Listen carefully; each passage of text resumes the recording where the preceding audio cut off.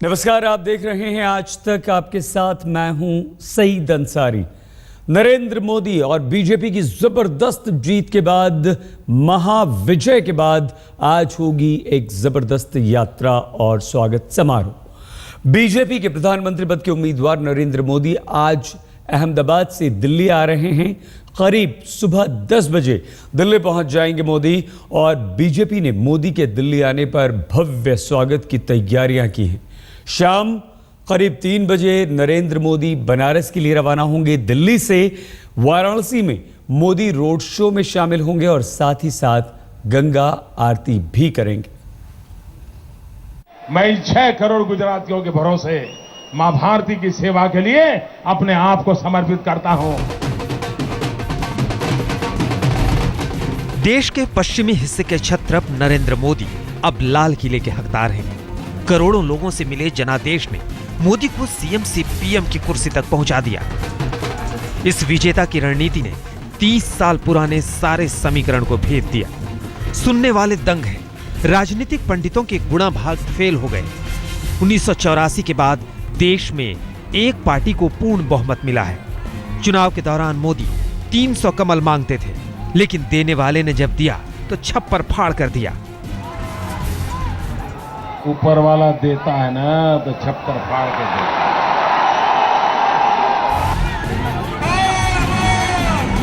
है। एनडीए के खाते में 336 सीटें हैं। अकेले बीजेपी को 283 कमल मिले हैं।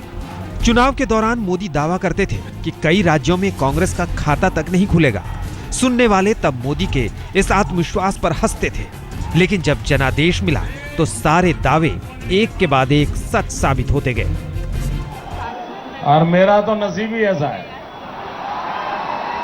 कुछ कम से हमारी बात बनती नहीं। आफत आए तो भी बड़ी, और अच्छे दिन आए तो भी उतने ही शानदार।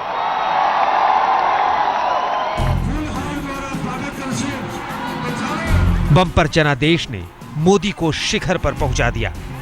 दिल्ली अगले प्रधानमंत्री का इंतजार कर रही है। मोदी आज अहमदाबाद से दिल्ली पहुंच रहे हैं। शाम तक काशी जाने का कार्यक्रम है। तय कार्यक्रम के मुताबिक नरेंद्र मोदी सुबह 7:30 बजे अहमदाबाद से दिल्ली के लिए निकलेंगे। सुबह 10 बजे दिल्ली में इंदिरा गांधी अंतर्राष्ट्रीय एयरपोर्ट पर मोदी पहुंचेंगे। बीजेपी ने मोदी के स्वागत के लिए जबरदस्त तैयारी की है। पार्टी के बड़े नेता एयरपोर्ट पर मोदी की अगवानी करेंगे। मोदी का काफिला दोपहर 12:30 बजे दिल्ली बीजेपी मुख्यालय पहुंचेगा। कल ही संसदीय बोर्ड की बैठक भी होनी है। बैठक में संसदीय दल की बैठक बुलाने पर फैसला होगा। संभवतः 20 मई को संसदीय दल की बैठक होगी। दोपहर 3 बजे बीजेपी के प्रधानमंत्री पद के उम्मीदवार नरेंद्र मोदी वाराणसी के लिए रवाना होंगे। शाम करीब 4:30 बजे मोदी के वाराणसी पहुंचने की उम्मीद है। तय कार्यक्रम के मुताबिक मोदी वाराणसी में रोड शो करेंगे, काशी विश्वनाथ के दर्शन करेंगे, शाम को गंगा आरती में शामिल होंगे। इसके बाद बीजेपी दफ्तर में मोदी का भाषण होगा। मोदी आम चुनाव को विकास का चुनाव बताते हैं, उम्मीद का चुनाव बताते हैं। मोदी के मुताबिक जनता ने आम चुनाव में सकारात्मक वोट दिया है। विजयी मोदी इस जनादेश को उम्मीद का जनादेश बताते हैं। जाहिर है मोदी को इसका आभास होगा कि विश्वास पर खरा उतरना अहम है। मैं देशवासियों को विश्वास दिलाता हूं, आपने हम पर जो भरोसा रखा है, उस भरोसे को कभी कोई चोट नहीं पहुंचने देंगे।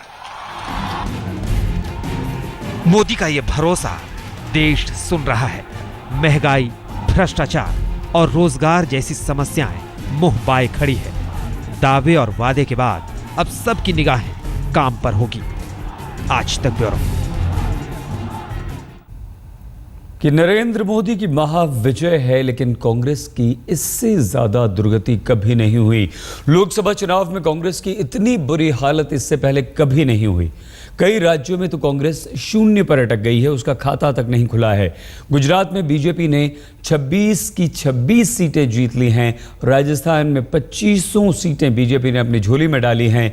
उत्तर प्रदेश और बिहार में पार्टी को बम्पर जीत हासिल हुई है और इस जीत की बदौलत बीजेपी खुद अपने बल पर सरकार बनाने की स्थिति में पहुंची। साफ है, इन दो राज्यों में जातीय समीकरण से उठकर लोगों ने नरेंद्र मोदी के नाम पर विकास, सुशासन के नाम पर वोट दिए।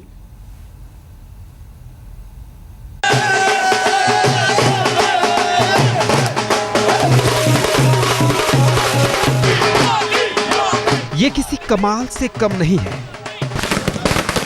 ये किसी सियासी धमाल से कम नहीं है। लद्दाख से कन्याकुमारी तक कमल ही कमल खिला है। आम चुनावों में मोदी की सुनामी पर सवार बीजेपी ने 30 साल का रिकॉर्ड तोड़ डाला। बीजेपी गठबंधन 336 सीटों पर जीत हासिल कर चुकी है। अकेले अपने दम पर बीजेपी की झोली में 284 सीटें आ गई हैं। गुजरात, राजस्थान, दिल्ली, उत्तराखंड, हिमाचल प्रदेश और गोवा की सभी 59 सीटों पर बीजेपी ने कब्जा जमा लिया। तेजे कमाल करी है भाई, 26 मादी 26। वाह। 16वीं लोकसभा चुनाव में मोदी की लहर ने कांग्रेस का सफाया कर दिया है। पंजा का बंटाधार तो देखिए, 10 साल से सत्ता पर काबिज यूपीए 59 सीटों पर सिमट गई। कांग्रेस 7 राज्यों उत्तराखंड, तमिलनाडु, हिमाचल, दिल्ली, राजस्थान, गोवा और गुजरात में खाता तक नहीं खोल पाई।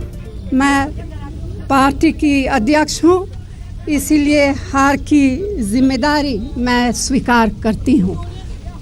धन्यवाद। कांग्रेस के साथ साथ दमखम रखने वाली क्षेत्रीय पार्टियां भी इस लहर में बह गई। जाति की सियासत करने वाले सियासी दलों की एक न चली। मायावती का हाथी तो धराशायी हो ही गया। राज्य के सत्ता पर काबिज मुलायम की पार्टी को 5 सीटें मिली हैं। इसमें 2 जगह से खुद मुलायम जीते हैं। साफ है, साइकिल की हवा निकल गई। भाइयों बहनों, तोड़ने की राजनीति का युग समाप्त हो चुका है। आज से जोड़ने की राजनीति का युग प्रारंभ होता है। इस चुनाव में मैं एक नए समाज शास्त्र का शिलान्यास देख रहा हूं। मुलायम हो, मायावती हो या फिर लालू, 2014 की ये जीत उन सियासतदानों के लिए सबक से कम नहीं है जो संसद पहुंचने के लिए जाति के कार्ड का सहारा लेते हैं। मोदी कहते हैं, वोट बैंक का खेल खेलने वालों ने विकास पर चुनाव नहीं लड़ा, लेकिन हम भी कच्चे खिलाड़ी नहीं हैं। उन्हें विकास के मुद्दे पर बहस करने के लिए बाध्य कर दिया। उनको पसंद आए या न आए, मजबूरन सही, लेकिन बोलना पड़ता था तो डेवलपमेंट पर ही। कभी संसद में 2 सीट लाने वाली बीजेपी आज पूर्ण बहुमत के साथ संसद पहुंच चुकी है। इसमें बिहार और उत्तर प्रदेश का अहम योगदान है। दोनों राज्यों में वोटों का ध्रुवीकरण खालिस जातीय आधार पर होता है। कम से कम 15 साल के पुराने आंकड़े तो यही कहते हैं। दिलचस्प है कि ये तिलिस्म टूट गया। आज तक ब्यूरो। बीजेपी के प्रधानमंत्री पद के उम्मीदवार थे नरेंद्र मोदी। वाराणसी, वडोदरा दोनों ही लोकसभा सीटों से विजयी रहे। अब सवाल ये उठता है कि नरेंद्र मोदी दोनों में से किस सीट को छोड़ेंगे। अमित शाह के अनुसार पार्टी 2-3 दिनों में इस बात का फैसला कर लेगी, लेकिन राजनीतिक समीकरण ये इशारा कर रहे हैं कि नरेंद्र मोदी वाराणसी का त्याग नहीं करेंगे। वंदे वंदे वंदे वंदे। लाख टके का सवाल है कि मोदी वाराणसी से सांसद रहेंगे या फिर गुजरात का प्यार उन्हें वडोदरा सीट छोड़ने नहीं देगा। वंदे वंदे वंदे वंदे। वाराणसी में मोदी 3,70,000 वोटों से जीते,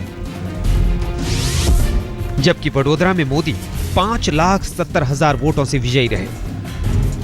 वाराणसी के मुकाबले वडोदरा में मोदी को करीब 2 लाख वोट ज्यादा मिले। लोकसभा चुनाव जीतने के बाद मोदी वडोदरा पहुंचे, रोड शो किया। जाते जाते कह गए, आप लोगों ने मुझे देश का बना दिया।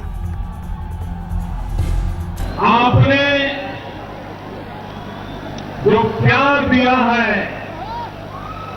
और एक एक मतदाता ने नरेंद्र मोदी बन के काम किया है। जानकारों का दावा है कि वडोदरा में अगर मोदी दावेदारी छोड़ते हैं तो मोदी का कोई भी सिपहसालार बड़ी आसानी से दोबारा यहां जीत हासिल कर सकता है। लेकिन अगर मोदी वाराणसी के सीट छोड़ते हैं तो पार्टी को उत्तर प्रदेश में भारी नुकसान होने की संभावना है। लिहाजा नरेंद्र मोदी काशी को ही गले लगाए रहेंगे। बनारस ने मोदी के मौन पर मोहर लगा दी। मुझे बनारस में एक उम्मीदवार के नाते मेरी बात बताने का सौभाग्य मुझे नहीं मिला था। चुनाव के दौरान भी विपक्षी पार्टी ने मोदी पर वाराणसी के साथ विश्वासघात करने का अंदेशा व्यक्त किया था। कांग्रेस ने तो पूरा चुनाव ही बाहरी बनाम स्थानीय के मुद्दे पर लड़ा। लिहाजा बीजेपी वाराणसी में नरेंद्र मोदी के बने रहने पर फैसला ले सकती है, लेकिन मोदी के सिपहसालार अभी इस पर पत्ते खोलने को तैयार नहीं है। चुनाव के दौरान मोदी का उत्तर प्रदेश से चुनाव लड़ाने का फैसला बीजेपी का मास्टर स्ट्रोक था। पार्टी उत्तर प्रदेश और बिहार के 120 सीटों पर इसका असर चाहती थी। जब नतीजे आए तो बीजेपी की रणनीति सफल हुई। पार्टी को दोनों राज्यों में 104 सीटें मिली हैं। अब पार्टी प्रदेश में इस लहर को बरकरार रखना चाहती है। आज तक ब्यूरो। नरेंद्र मोदी सुबह 10 बजे दिल्ली पहुंचेंगे और भव्य स्वागत की तैयारियां की गई हैं। इस पूरे चुनावी समर में मोदी बेहद आक्रामक नजर आए। मोदी ने राजनीति के कई अलिखित कायदे कानून तोड़े, लेकिन अब मोदी का मिशन बीजेपी को जीत दिलाने के बजाय सरकार चलाना है। लिहाजा अब मोदी सबकी साझेदारी और सबके मार्गदर्शन की बात कर रहे हैं।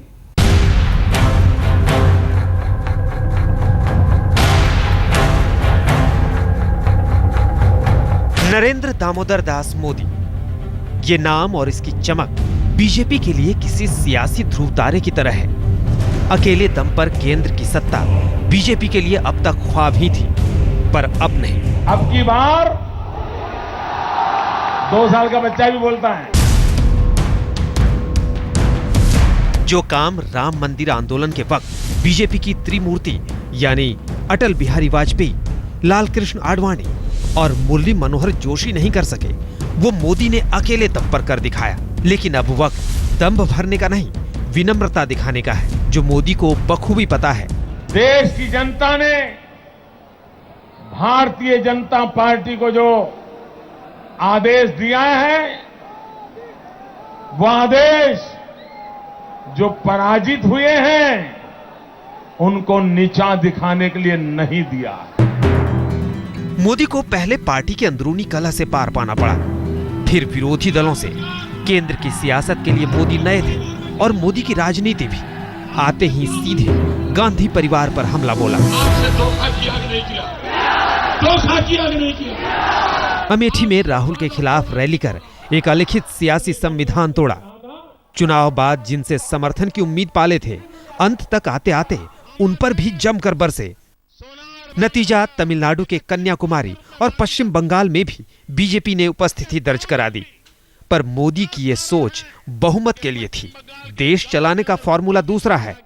ऐसे भी बहुत दल हैं जो इस बार संसद में नहीं पहुंच पाए हैं। मैं उन दलों को भी कहता हूं कि हमारे लिए आपका भी उतना ही महत्व है जो पार्लियामेंट के अंदर अच्छी ताकत से लोग आए होंगे उनके बराबर।